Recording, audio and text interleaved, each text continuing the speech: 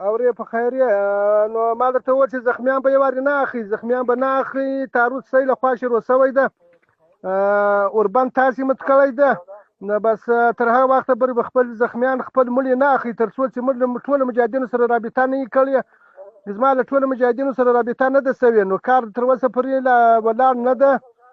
نو چې کار موږ له مجاهدینو سره رابطه وکړو، د مشرانو لخوا موږ ته امر وشي چې کار معطله کړي، کار ودروئ.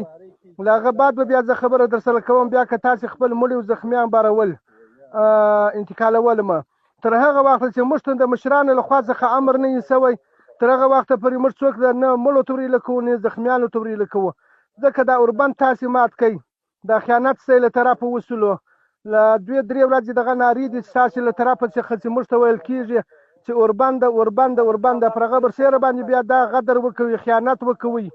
نو تر هغه وخته پورې چې زموږ د اسلامي امارت د مشرانو له طرفه څخه تر څو چې موږ ته امر نه وي شوی د بندېدلو، تر هغه وخته پورې تاسې نه زخمیان انتقالولی شئ او نه خپل مړي انتقالولی شئ.